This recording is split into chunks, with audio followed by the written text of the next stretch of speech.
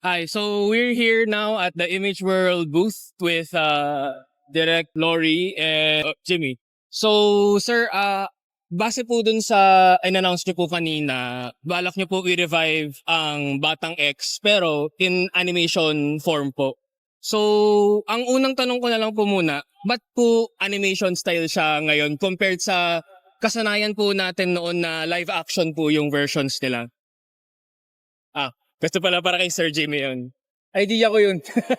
So, idea namin siya na nirelay namin kay Direk Lore and he approved of it.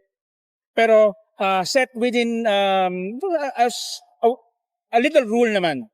Like we still have to maintain the original parang The content. lesson like Direk wanted the kids to still have the weaknesses kailangan and pasok din naman siya doon sa narrative na merong character development. Pero this one kasi iba kasi yung Pinoy na mga bata Oo. sa ibang mga sa ibang mga lahi. So still Filipino flavor within the boundaries pa rin ng universe na nakaset and syempre new flavor which is anime. Pinoy anime. Pinoy anime. So yun nga, yung promotion natin ng Pinoy anime ngayon, yung tinatry natin i-push kasi never pa tayo nagkaroon ng sarili nating Pinoy anime. So, ang tanong ko lang din, why now? Bakit ngayon siya naisip na i-formulate, gawin, and all that? Well, yun. Signs of the times, no, direct. Talagang kailangan na eh. Oo, tsaka matagal nang wala. May vacuum eh. Oh, yes, vacuum. May vacuum eh. Matagal nang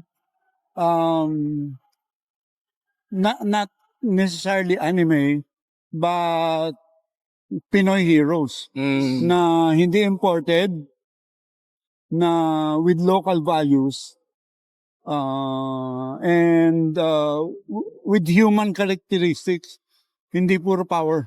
Okay. More human touch, bale. So kasi sa panahon po ngayon, ang mga kabataan po kasi yung target natin para sa show po na to, no? Ang kabataan kasi ngayon, mas sanay na sila dun sa mga western na mga content kagaya ng mga galing sa DC, sa mga Marvel. Sa tingin nyo, paano lalaban tong Batang X para sa current generation na yon? Kasi ang magiging question kasi diyan, can we match the technical prowess of the of Hollywood, of the Marvel kind of sophistication as far as the final product is concerned? Yes. Kaya natin i-match yung technical eh. Kasi kaya ang magiging labanan diyan yung content, yung storytelling. Storytelling. Oo. Tapos because Hollywood has been there forever, yung mga kwento natin, which is intrinsically ours, intrinsically Filipino, hindi pa gasgas. Napakarami pa nating resources. Sila, mauubos na yung laman nung balon nila. Tayo nagsisimula ka lang. Actually, technically true nga. Kasi yun naman yung struggle ngayon sa Western na they keep reusing and reusing the content. Pero at least now, maganda yung start natin. Like, we can start from the very beginning, tapos mag-evolve pa yan further down the line. So I think those are mostly my questions lang naman po for the show. And I really, really hope that this show picks up well and that more and more people get to watch it. Depends on where it will air. Yeah, I hope you're right. Tsaka puro na lang Pinoy baiting. Tayo naman. Tayo naman. Kami na pa Pinoy baiting. Like everybody's been doing a lot of content. Pero hindi napapansin yung original na storytelling na natin eh. Prowess. So, with Direk Lore paving the way for us, kami naman yung magmamana ng mantel. Diba? So, we want to share everybody what we enjoyed before.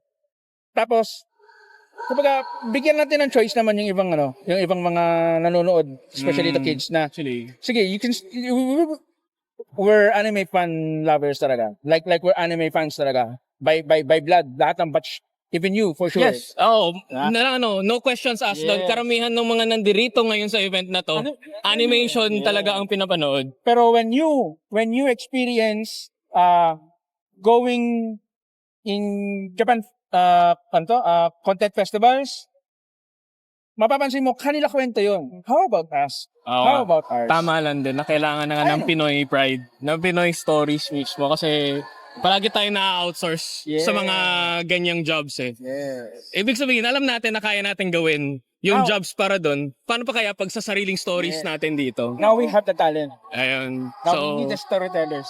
And now we need the fan base to start na tangkiligin naman yung atin naman, direct. Oo. Tangkiligin naman ang tunay na sa Pinoy. Ang dami nating kwento eh. Yes. Ang dami nating native na kwento.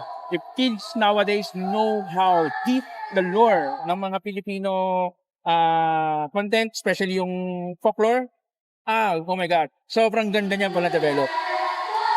We start with Batang X. Let people know about it again. And then from there, snowball na direct. Magic Temple, Magic Kingdom, let's do it. magandang idea. Pero alam nyo naman na yung Batang X mismo na movie, available siya ngayon sa YouTube, no? So, karamihan ngayon, kung sakaling matulak siya sa kids ngayon, yun yung magiging first source of reference nila It's the only- for Batang X. Yeah, it's the only. Oh, it's the only na- copy. Kasi I tried also looking for copies online of Batang X show. Pero kadalasan yung pinapakita lang sa akin yung movie lang. Pero nasa YouTube pa siya. So at least accessible siya for those who want to learn about Batang X. Yes.